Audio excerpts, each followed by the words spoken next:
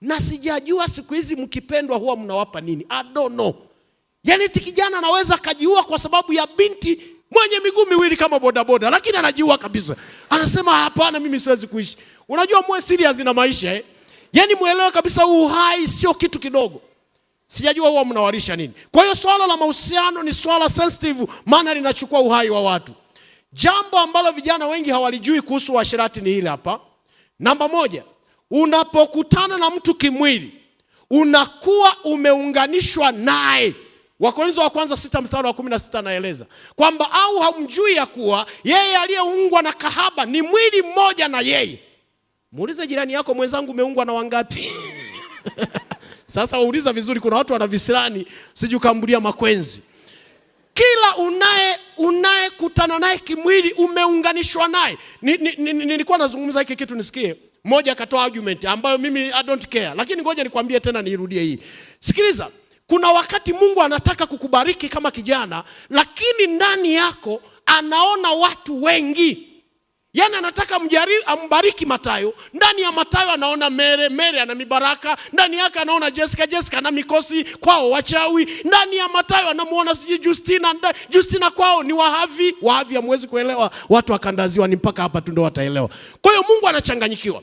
Nikaenda mbali nikasema, unapofanya uasherati, hasa wale mnaokwenda mbali mpaka mnapokea mahitaji, matumizi na kadhalika, eti hujaolewa, unakula hela ya kijana, wewe unatoa matumizi. Nikazungumza hili ambao ndio lileta argument. Nikamwambia hivi, unapokula pesa ya kijana ambaye sio mume wako kabla hujaolewa, umekula budget ya kwenye ndoa yako. Kwa hiyo kuna wakati utamwambia Mungu, nibariki na mimi mume wangu apate pesa nihudumie. Mungu anasema acha ujinga, tulimalizana ukiwa shule, ulikula hela, ulikula matumizi. Ni hivyo. Na kanuni ya mahusiano tunasema, ukiishi kama mwanandoa ukiwa single, utaishi kama single ukiwa kwenye ndoa. Simple and clear. Yaani ni hivi pastor, ukiishi kama mwanandoa ukiwa single, ukishaingia kwenye ndoa unakuwa single.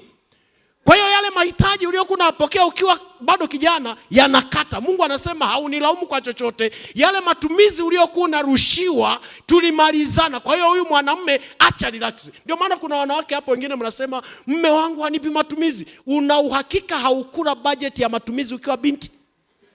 Tupungiane mkono kama unanisikiliza vizuri.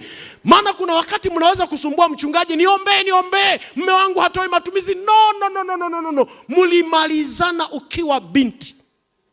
Simple and clear. Kwa hiyo unapokutana na mtu kimwili umeunganishwa naye. Namba 2, kila unapofanya uasherati unaharibu hatima ya maisha yako. Kabisa. Hilo nimeshalizungumzia, naomba nisirudie. Ndio maana anasema ikimbieni zinaa. Namba 3, no. Namba 3, kila unapofanya zinaa unapokea laana au mikosi.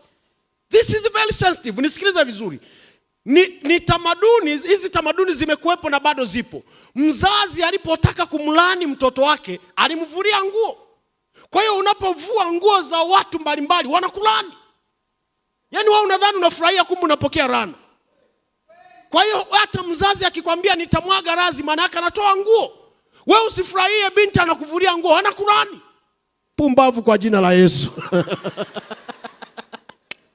Kwa hiyo wewe unasema mimi nimekuwa kidume, kumbe unapokea laana kabisa bila kuelewa. Kila aliyekuvulia nguo alikulani. Habari njema ni hii, kwenye mikutano hii laana zote zitavunjwa kwa jina la Yesu. Njoo tuzivunjwe. Kwa hiyo kitendo hicho kimekuwa kikiendelea. Kimekuwa kikiendelea kama sehemu ya kulani. Kwa hiyo nikikuuliza leo, umezini na watu wangapi? Wewe nijibu hivi, kwa kweli pastor, walionilani ni 5. Yaani usiseme nimezini na 5, asema walionilani ni 5. Kwa hiyo dhambi ya uasherati inafanya kazi ya kuharibu mwili na kudhoofisha akili. Hicho kimeandikwa hata kitabu cha Child Guidance ukurasa wa 440. Kazi ya uasherati unafanya kazi ya kuharibu mwili na kudhoofisha akili na kuangamiza nguvu za kiroho. Lakini angalia leo ambavyo tumekuwa wajasiri, ndipo elewe kwamba uasherati unaangamiza nguvu za kiroho. Ni rahisi kwaya kuimba hapa na wanaimba kabisa na sisi tunawapa amina, kumbe anayepiga mikono ndiye anayebeba wanawake kwenye hiyo kwaya. Na wala hawana wasiwasi.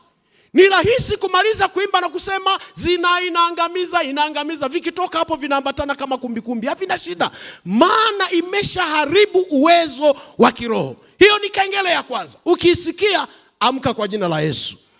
Namba 3, kila unapofanya zinaa unatangaza kwamba wewe hauna akili.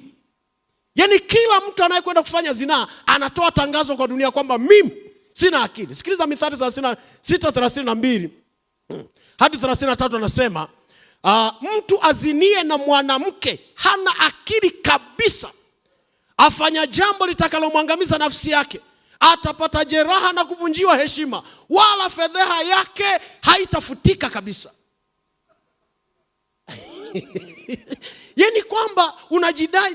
Nilikutana na rafiki yangu mmoja, ninajua hata jisikia vibaya, akanipa ka notebook, anasema pastor, mpaka sasa nimeshalala na wanawake 89. Nikamwambia wao, hongera. Akasema bado naendelea. Yaani anaona hiyo ni akili, anaona kabisa hapo ameupiga mwingi. Kumbe anatangaza mimi sina akili. Kwa hiyo unapozini na unapofanya zina unatangaza huna akili. Sikiliza kitabu cha Adventist Home ukurasa 329, anasema hakuna dhambi nyingine inayoshusha tabia na kuharibu nafsi kama dhambi ya uasherati. Nisikilizeni vijana, ndugu zangu mnaonisikiliza, kama kuna mtu atashinda dhambi ya uasherati katika dunia ya leo, Bwana atambariki mpaka atashangaa. Dhambi ya uasherati na kula hatima za watu. Watu wanabaki chini. Wengine wamebaki kuwa walima vibarua, hawakuwa hivyo. Ni ile zinaa ulioifanya kichakani pale imekula hatima ya maisha yako. Ngoja nimalizie mahali hapa. Wana wa Israeli katika hicho kitabu naomba nikiache. Hapa ni habari ya Samsoni, namna ambavyo alivyozaliwa, kapewa maelekezo na kadhalika. Sasa Samsoni yeye alikosea wapi? Alidharau maelekezo ya Bwana. Akajifanya mjanja. Mungu anamwambia wewe utakuwa mnadhiri, hakuna wembe utakaopita kichwani mwako. Samsoni yeye akadharau hayo maelekezo, akaenda kwa Filisti. Namba 2, alidharau maelekezo ya wazazi. Ngoja niwaambie vijana, wasikilizeni sana wazazi wenu, hasa wale wazazi wenye hekima.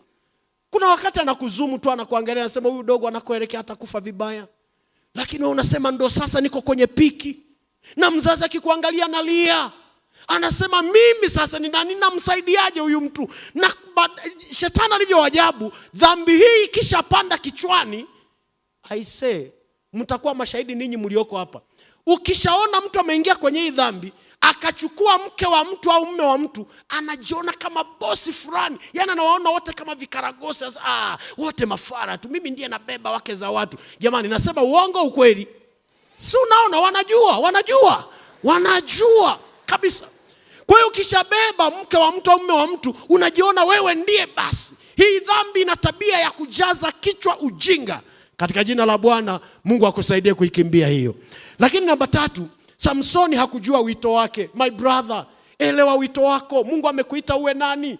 Usiuze hatima yako kifuani mwa binti. Binti, usiuze hatima yako kifuani mwa kijana. Wewe elewa umeitwa kuwa nani. Tunza heshima yako. Na by the way, ngoja niwaambie, madini yote ya thamani huwa hayako juju. Na kengele ya tatu kesho kutwa nitaizungumzia. Hata wale ambao mnavaa kwa mivao ya ajabu, yani unakuta tu binti hata hajijari, yani yupo tu amevaa, viungo vyote vya ndani vinaonekana. Ndugu yangu, dhahabu huwa inachimbiwa.